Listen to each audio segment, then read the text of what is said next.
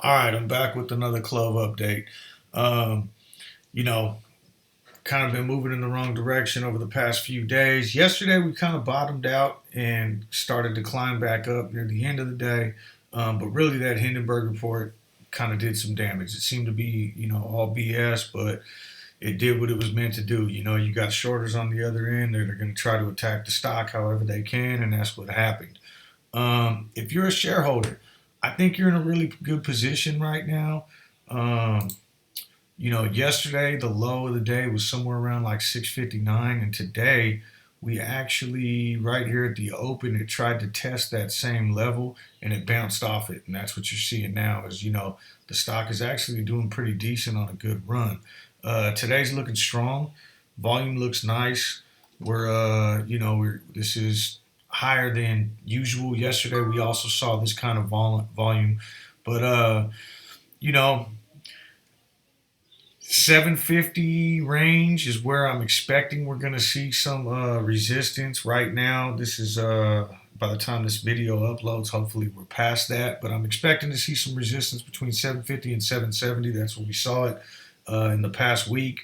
And if we're able to move higher and finish the day in the eights, that would be amazing and kind of really put more life into this options play, right? So for the options players, everyone that's in for the gamma squeeze, it's really not looking great right now. Obviously, it would be better if we were sitting at $9 after yesterday. We know that didn't happen, but it's not necessarily over. I wouldn't double down. I wouldn't put more money in. If you already have your play from last week, or maybe you put some in yesterday, I would leave it and see what happens. But I definitely wouldn't double down or anything like that because the chances are a lot slimmer now. Um, Today's an SSR day. SSR stands for short sale restriction. This happens when a stock falls more than 10% the previous day. Um, Now, wanted to just cover that just to kind of clear up any, I've seen some posts where people say, oh, they can't short. Oh, they still can short. Yes, they still can short on an SSR day, but it's a little bit different. So, typically when a retail trader or anybody for that matter wants to buy a stock or sell a stock, usually you'll go through the bid and the ask. The bid is what people want to buy for. The ask is what people are selling the stock for, right? So if I'm going to sell, I want to make sure that I'm getting my price as close to the ask as possible. If I'm going to, buy, I want to buy as close to the bid as possible. That's going to get me the best price on the spread. Now, when short sellers come in, and this is like the bigger short sellers that have the money, they don't care about the bid and the ask. They want to sell that price straight down and start knocking out those bids, and that's what drives the price lower.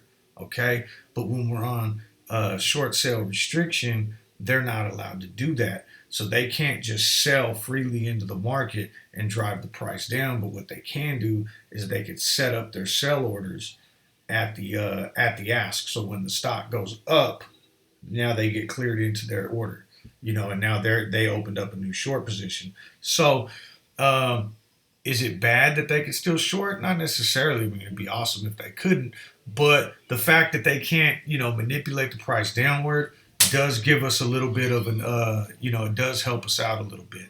I found sometimes in these SSR days can be huge and sometimes they're duds. Right now, the stock is looking strong, so this could be a big day for us. You know, the last thing I wanted to point out was the noticeable difference in the options chain. Um, as I pull this up. So, if you remember from the last video, this $6 mark, I think it's almost doubled now. And also this 750 strike has also almost doubled with open interest. So that's the open calls that are there. The only other noticeable difference is the $9 strike. I saw about 6,000 more. Okay, but this could be big. This could end up being big.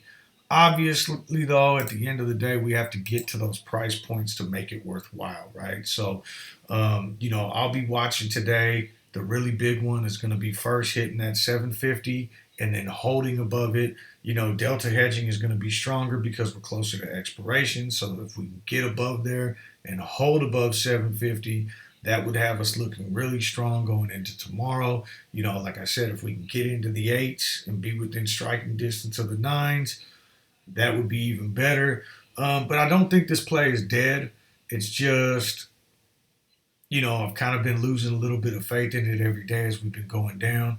Today, we're seeing some strong movement. As I'm watching this right now, we're almost up 5%, and we're kind of closing in on that $7.50 mark. Hopefully, by the time you guys watch this, we blew past it. All right. Good luck to everyone. Have a wonderful day. I hope everyone's doing good in the markets.